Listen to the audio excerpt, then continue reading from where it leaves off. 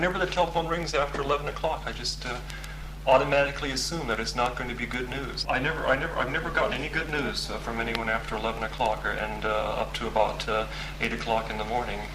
And so I just, years and years of practice of answering the telephone at that time of night, bum trip after bum trip. Now I don't answer the telephone anymore.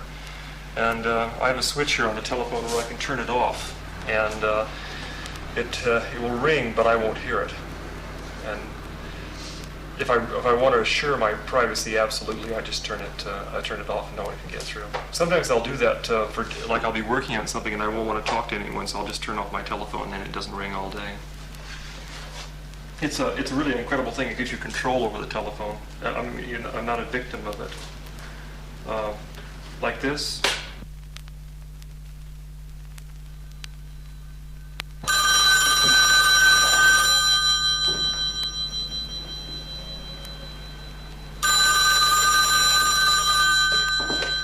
Hello?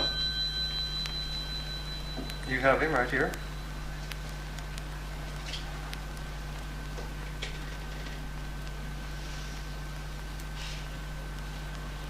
Yes, okay. Sounds all right. Oh, let's see, $125. Mm-hmm.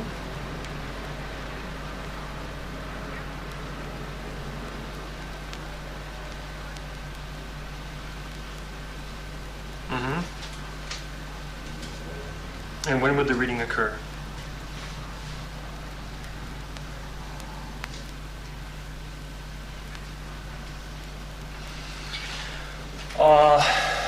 Let's see. Oh, thank you very, very much. Thank you. This is a group of love poems.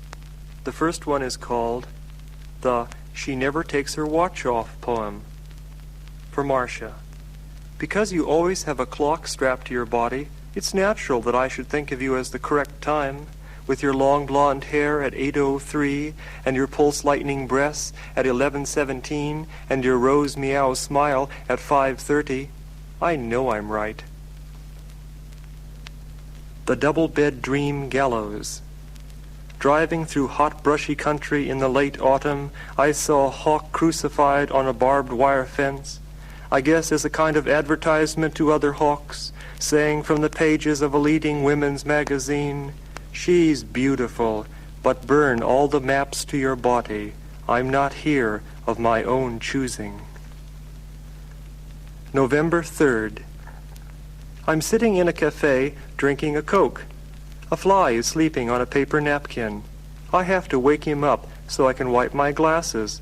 There's a pretty girl I want to look at. Flowers for those you love. Butcher, baker, candlestick maker. Anybody can get VD, including those you love. Please see a doctor if you think you've got it. You'll feel better afterwards, and so will those you love. I lie here in a strange girl's apartment. For Marcia.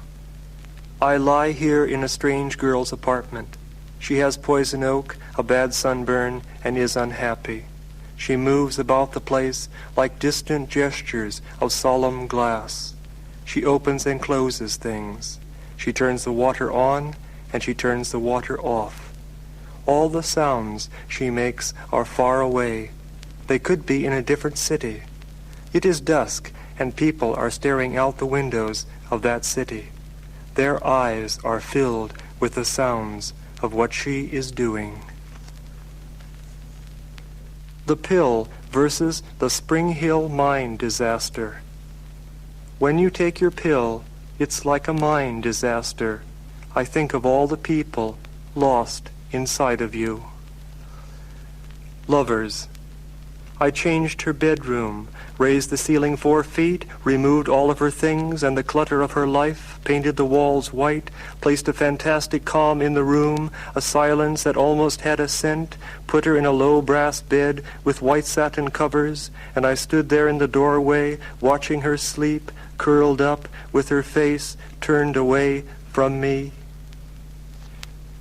Gee, you're so beautiful that it's starting to rain. Oh, Marcia, I want your long blonde beauty to be taught in high school so kids will learn that God lives like music in the skin and sounds like a sunshine harpsichord. I want high school report cards to look like this. Playing with gentle glass things, A. Computer magic, A. Writing letters to those you love, A. Finding out about fish, A.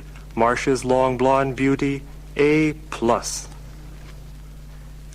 I cannot answer you tonight in small portions. I cannot answer you tonight in small portions. Torn apart by stormy love's gate, I float like a phantom face down in a well where the cold dark water reflects vague half-built stars and trades all our affection, touching, sleeping together for tribunal distance, standing like a drowned train just beyond a pile of Eskimo skeletons. The way she looks at it. Every time I see him, I think, gee, am I glad he's not my old man. A good talking candle. I had a good talking candle last night in my bedroom. I was very tired, but I wanted somebody to be with me, so I lit a candle and listened to its comfortable voice of light until I was asleep. I live in the 20th century. For Marcia. I live in the 20th century, and you lie here beside me. You were unhappy when you fell asleep. There was nothing I could do about it. I felt helpless. Your face is so beautiful that I cannot stop to describe it, and there's nothing I can do to make you happy while you sleep.